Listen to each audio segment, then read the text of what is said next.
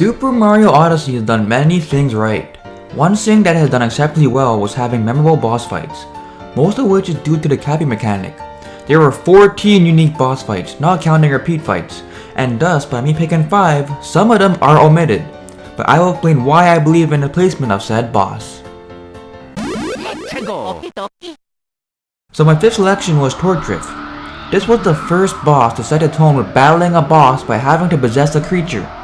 It took away the familiarities of fighting as Mario and putting a whole new twist on it. The boss itself was about precision, as you have to hit the blue box with the other bricks. Obviously, since this boss fight was very early in the game, I can excuse it for being a bit easy. But I did enjoy the change of dynamic in fighting a boss, as so far we just had brutal fights in the Mama Brutal, which felt very uninspired, likely because they are emanating Koopakin pillars. However, the reason why this boss isn't higher on the list is because it does make us as a slow paced fight. It is pretty much self-contained to a small radius within a small area, so while it does have good strengths, its glaring weaknesses does make it a bit forgettable, especially since it is possible to avoid fighting this boss and still continue the main story. So my 4th selection is Mecha Wiggler. Now this was an interesting boss because we knew about it since January 12, 2017, as it ended the Super Mario Odyssey debut trailer. Obviously, the Metro Kingdom was most people's best attribute of Super Mario Odyssey. Getting to this town and finally seeing this creature terrorizing the city gave me that heroic purpose, as for a rare occurrence in this series, we are saving human beings. Not Toad, not Koopas, not Goombas, whatever. Humans. It's a nice thing, it's a nice thing. One thing that Nintendo is very good at is creating music that fits a specific aesthetic, especially for boss fights. When I close my eyes, I picture a sinister technological mammoth due to the distorted techno vibes, and when I open my eyes, oh god! I can't keep going through this, I just can't. Is it bad that this happens to me a lot? Mecha Wiggler, everyone! Who doesn't enjoy playing as a tank? So my 3rd selection is Mecha Brutal. Wow, another mecha fight. Koolaidmoonwalk must have a thing for robots. Why am I talking in the 3rd person? Well, I must be going senile, but that's for another video. I can say personally, I did not really enjoy the brutal fights. They just felt very lackluster to me because the other bosses were so diverse and creative. But the brutals made up for all of that by having their final phase for the story meet those very same aesthetics that I was talking about prior. The music was great, and by probably one of the best boss themes in the game. You fight as a fun creature, Birdie, using the beak to fling the bombs it launches at you to knock it over. And this was the funnest part in the fight. Knock over this big robot by just flinging bombs at it. It was very fun.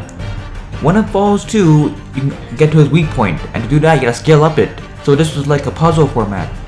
This resembled a boss aesthetic from Platoon, which I felt it was nice to see that correlation. I just felt this was a clever boss fight. It's not just a linear weak point, but one where you have to apply some thinking, aiming your launch and timing your beak, which is necessary for knocking out the last 2 brutals. So my 2nd selection is Mollusker Lancer. That's an interesting name. I have no idea how they came up with that, but now some of you may be puzzled as to why I have this boss so high on my list.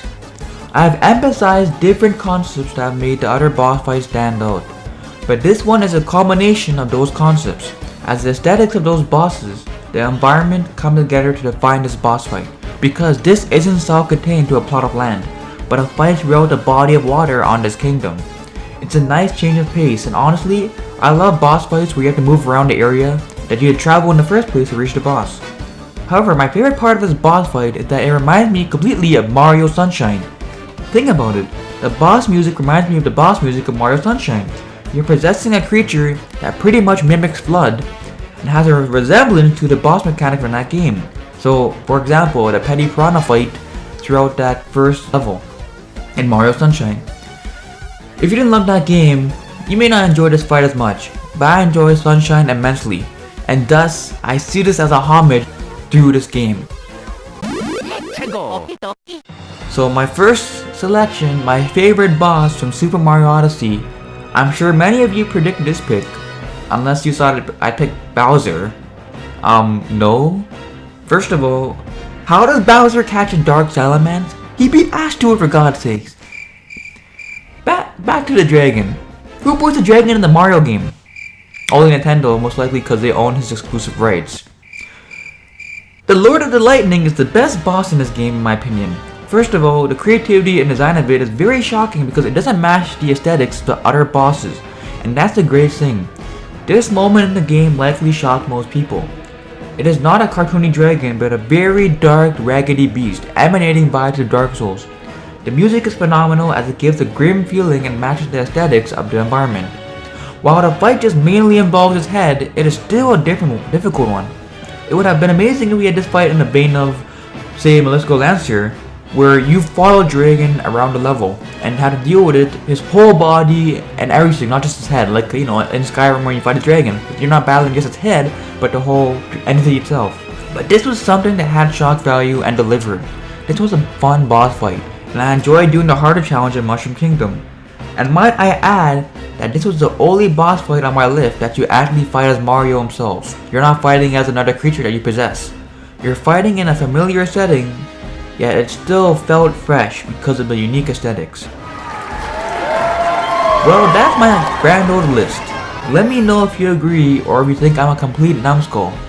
I have made other Super Mario Odyssey videos, such as my top 5 worst things about Super Mario Odyssey and the Rant series, which is very cringy, but it's good to have some cringe once in a while. I appreciate you watching my content.